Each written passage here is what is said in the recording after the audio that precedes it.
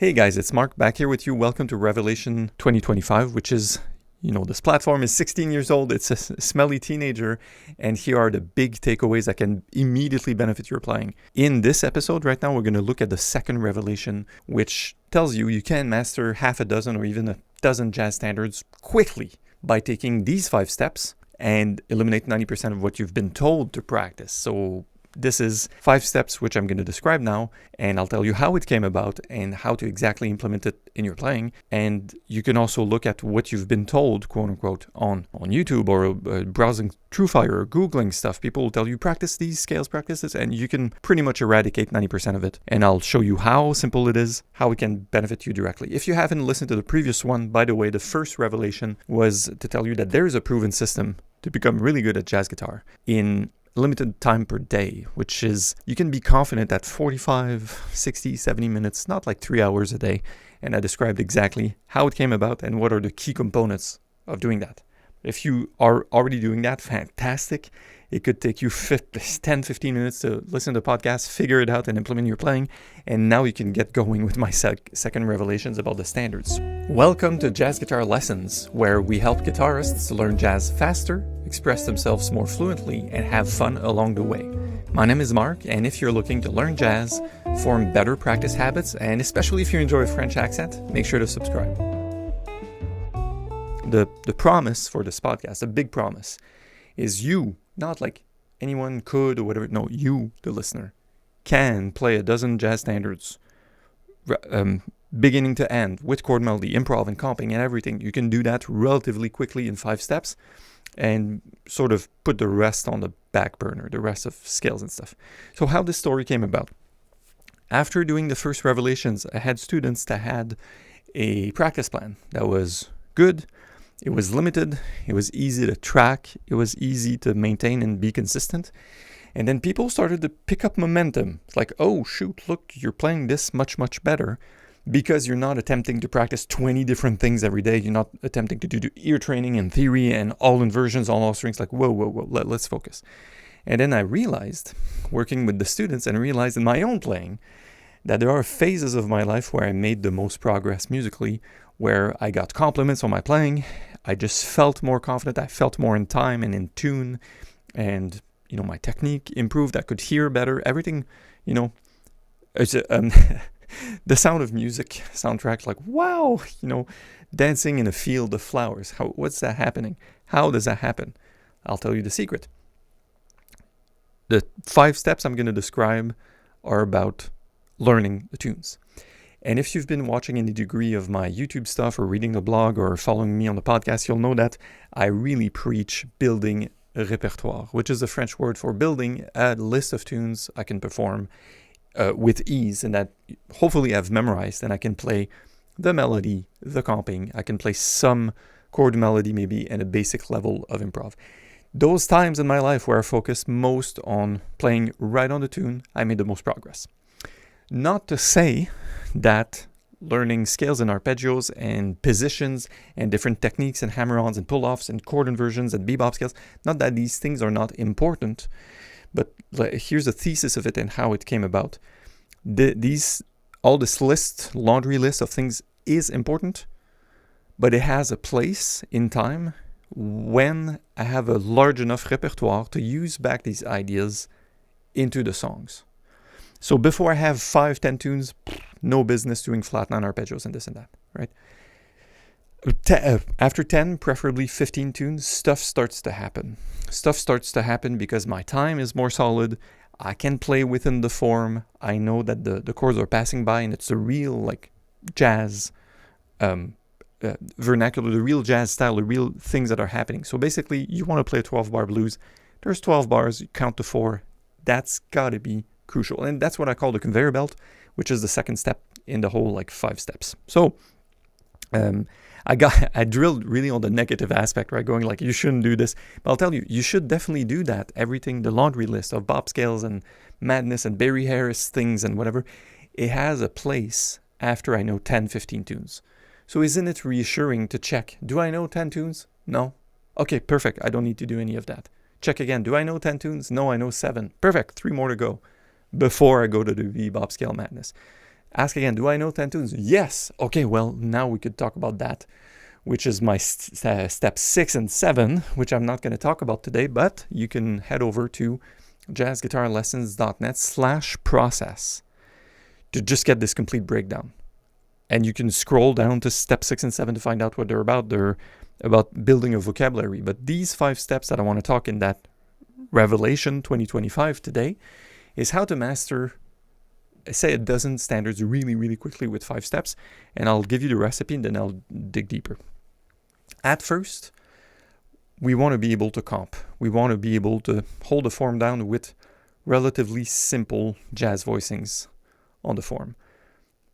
I think people overcomplicate it, and they say you got to learn the 9th chords and the 11th, and there's this thing you got to move with the minor 2/5. Like, yeah, later on. At first, you look at the chart. It's from the real book, and you're doing autumn leaves. If you haven't done autumn leaves, you got to do it. It's a rite of passage, right? If you don't, the jazz police will pick you up. They put you in jail. So look at autumn leaves or whatever tune you're working on. Within your first 10 to 15 tunes, your B-flat blues and your summertime and your all the things you are and your Stella by Starlight and your girl from Ipanema and your blue bossa and your whatever, okay? Body and soul, you can do Round Midnight, you can do So What, you can do Solar, you can do Have You Met Miss Jones, you can do How Insensitive. It doesn't matter. It matters that you do it more than the actual songs, right? Look at each of the chord symbol on the page and pick exactly one chord shape per chord voicing. So one voicing per chord symbol. If it says D minor 7, pick up a D minor 7, figure out how to play it. That's my step 1. I call this staple voicings because for free on the website and the blog and on the Jazz Guitar Fellowship, you have this sheet. There are 4 staple voicings.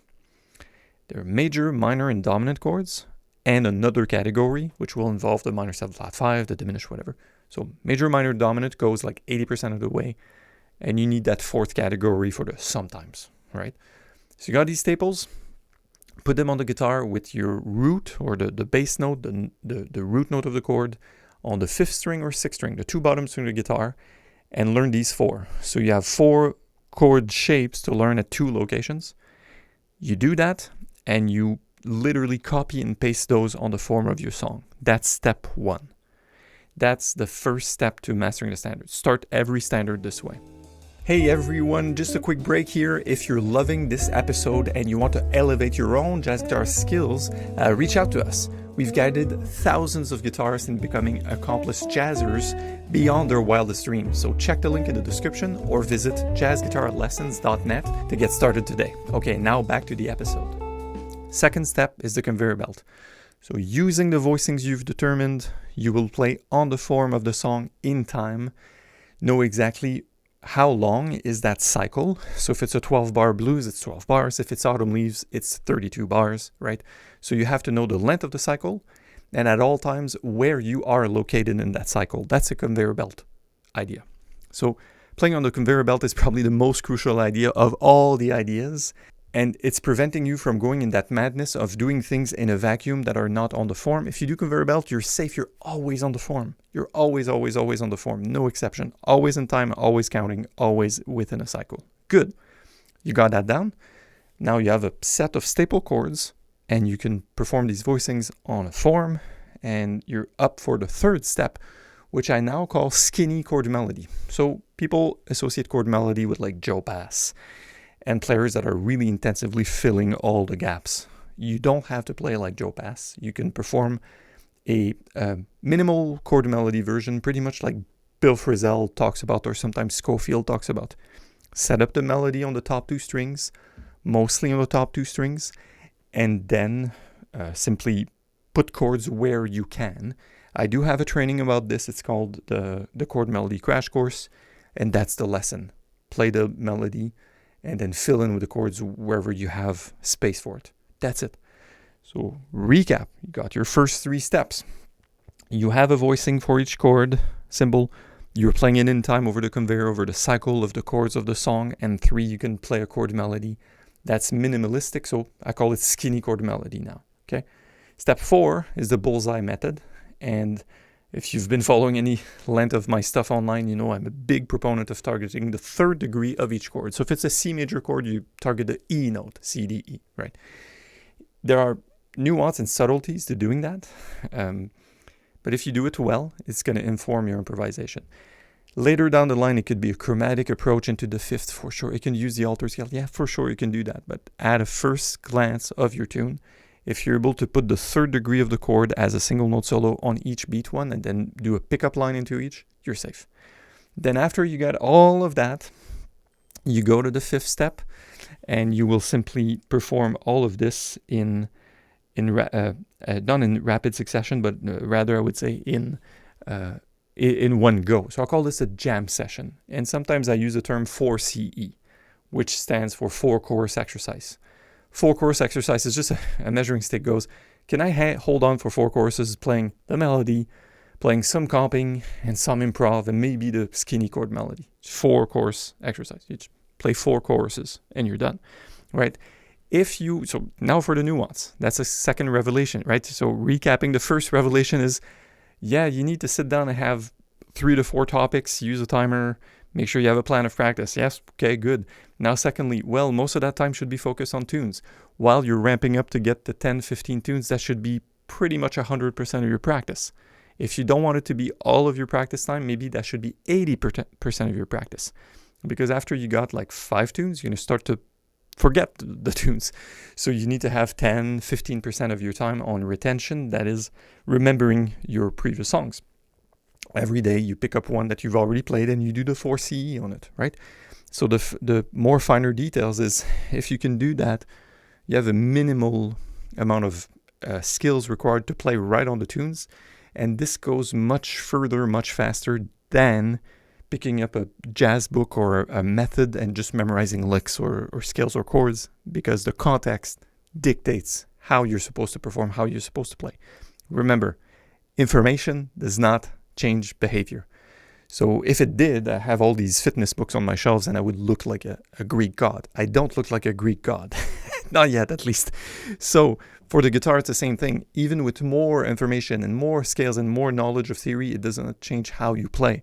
So this 5 steps, as promised, removes 90% of what other people tell you to practice. Just stop all that noise and focus on the thing that really matters, which is the song. How segmented in 5 discrete steps.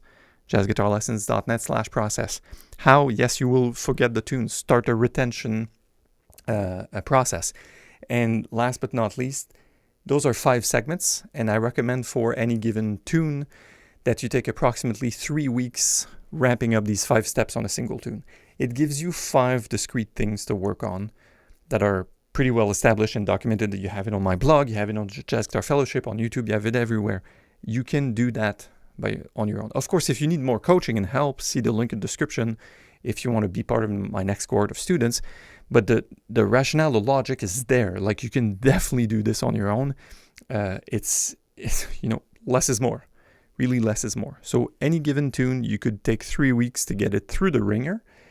And I could recommend you do, if you're comfortable, doing 2 tunes simultaneously.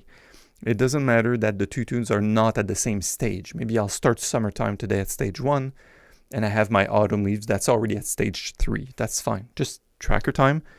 Remember the first revelation. Look at the system, which is planning what you're about to do. And for bonus points, use the DPP, which I call the Daily Practice Pulse, which is just a spreadsheet, just a tool to keep you accountable and see how much time you invest in your guitar and make sure that you're getting a return on that investment, right? It's not just wasted effort, etc. So on that note, we have 2 revelations already done. We have 1 more in the next podcast episode, which I'm going to talk about the importance of getting input from the outside, getting feedback. How do you get breakthroughs? How do you see what can't be seen? How do you hear your blind spots? And that's exactly what we're going to address. So I'll see you there. Thank you.